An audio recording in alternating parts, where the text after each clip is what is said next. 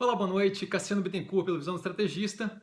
Hoje, para a gente fazer a análise do primeiro trimestre de 2019 da Klabin, hoje a gente teve a teleconferência e a gente já teve a conversa sobre a Klabin no dia 10/12 de 2018, onde a gente teve ali o vídeo chamado Sangria Desatada de Natal, e também comentários sobre o quarto trimestre de 2018 no dia 8/2 de 2019, agora desse ano, 3 meses atrás, né? Então o que a gente vê é que, pelo histórico ali do vídeo, o que a gente vê é que o que impacta ali na Klabin, que é positivo, é que é uma melhoria, um case de melhoria contínua, né?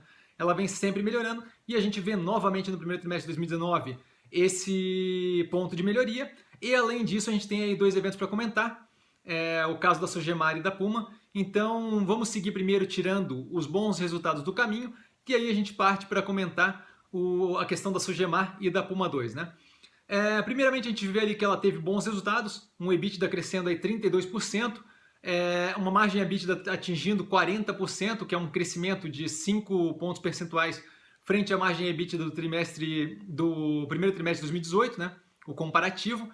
A gente vê a dívida, especialmente quando comparando com a dívida, com o alongamento da dívida do quarto trimestre de 2018, a gente vê aí uma melhoria considerável no alongamento dessa dívida. Tudo isso dado por causa do liability management da empresa. Então a empresa vem aí justamente com essa gestão do endividamento que está sendo super efetivo há muito tempo já. A gente vê novamente uma redução da alavancagem, e quando a gente fala alavancagem, sempre lembrando, dívida líquida sobre EBITDA, ela batendo agora 3 vezes ao invés do 3,1 vezes do trimestre anterior, né? Aí falando do quarto trimestre de 2018. A gente vê novamente, como esperado já, um crescimento aí no dividend yield, né? no ganho de dividendo quando comparado com o preço da ação. O dividend yield aí dos últimos 12 meses batendo 5%, então um crescimento frente à finalização do ano de 2018, que estava batendo ali nos 4,5%. Além disso, a gente vê um fluxo de caixa pressionado, e aí, como due diligence, é sempre bom dar uma checada do porquê que aquilo aconteceu, e a gente pode dizer com tranquilidade que são efeitos não recorrentes e pontuais desse trimestre, aquele fluxo de caixa ajustado ali. E aí, por que usar o ajustado? A gente usa o ajustado porque a gente devolve os dividendos, devolve o custo ali de projetos de expansão, porque esses dois são arbitrários, então a empresa poderia ter escolhido não fazer.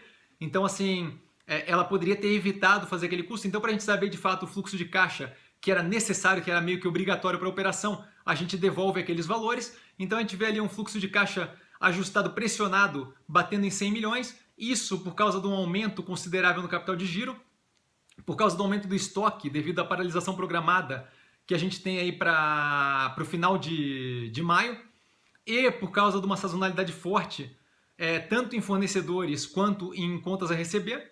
Então, fatores não pontuais. E além disso, uma despesa financeira que teve aí um crescimento de aproximadamente 52 milhões por causa do custo de gestão da dívida, e também uma sazonalidade do pagamento de juros que acabou vindo um pouco mais forte nesse primeiro trimestre. Então, nada preocupante. Passando aí dos bons resultados, a gente vê o quê? A gente vê aqueles 2 pontos que a gente teve para analisar nessa entre-safra entre quarto trimestre e primeiro trimestre de 2019, que foi o quê? O cancelamento daquele acordo com a Sogemar, que é a dona das marcas Klabin e as outras marcas que a Klabin usa, né?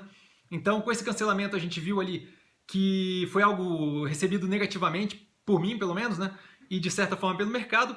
Então, a gente vê o quê? Que a gente teve alguma evolução nesse assunto e que as conversas e negociações devem acelerar nos próximos 2 a 3 meses, especialmente com a entrada de novos membros no conselho que estão alinhados com essa estratégia de compra da Sogemar. Então, eu vejo como algo que pode acontecer, que deve ser de uma forma positiva e que não deve simplesmente ser esquecido. Então, eu vejo como, olha, está se resolvendo, ótimo, podemos pular essa etapa. Além disso, a gente teve a surpresa com a decisão de investimento na Puma 2, onde serão criadas aí 2 novas máquinas para fazer craftliner. E aí, por que craftliner, né? Porque é aquele papel usado para embalagem, e a empresa aposta muito que a gente vai ver aí a substituição dessas embalagens de uso único plásticas por papel, e com isso a empresa deve ganhar um mercado violento aí para explorar. Então eu super comprado na ideia, acho que de fato as coisas devem se movimentar nessa direção de substituição de plástico para uso único por papel. A gente também vê que grande parte do mercado de frutas brasileiros é exportado a granel e com essa possibilidade de embalagem de papel, ali é mais um ponto onde dá para expandir bastante esse negócio. As fábricas vão ser feitas aí, cada uma delas, as máquinas vão ser montadas aí, cada uma delas, num período de 24 meses, e uma após a outra, justamente para não inundar o mercado com a possibilidade de produção desse craftliner muito rápido, né? Então, de cara a gente já vê sinergias com essa produção dessas duas máquinas, então só de custo variável mais custo logístico, a gente vê aí um ganho que eles devem ter de aproximadamente 10% de EBITDA, não um ganho violento. E além disso, a gente tem toda a estrutura comercial e a estrutura de custos fixos que vai ser usada também por esse maquinário, então deve reduzir aí violentamente o custo por causa dessas sinergias, o que deve fazer com que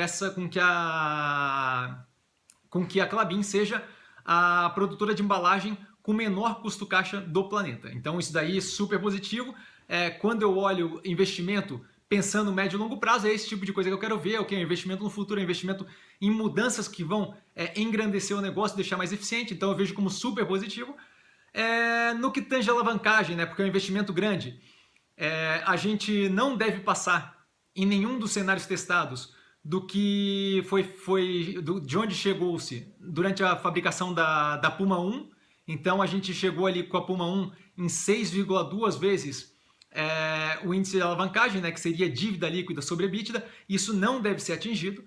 E o financiamento deve ser 50% geração de caixa, 50% caixa da empresa, e a empresa está olhando aí para o mercado constantemente para caso apareça aí alguma oportunidade de captação, mas isso daí não está a princípio nos planos.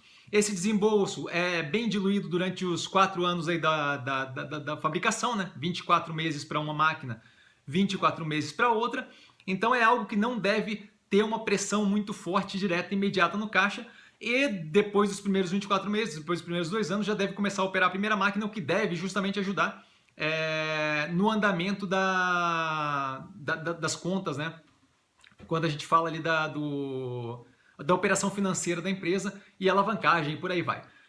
Em caso de apocalipse, e isso daí foi inclusive questionado durante a teleconferência anterior, né, sobre a Puma 2, a gente poderia alterar a máquina com um custo menor aí do que 10% do CAPEX se fosse para fazer cartões, e outras possíveis alterações para outro tipo de papel aí teria que ser pesquisado, mas a gente já sabe aí que menos de 10% do custo de produzir o maquinário seria aí o custo para a gente converter isso para um outro tipo de uso que não fosse craftliner. Então a gente tem inclusive aí uma válvula de escape caso esse tipo de mercado acabe não gerando aí os frutos esperados. Então eu vejo aí como super positivo.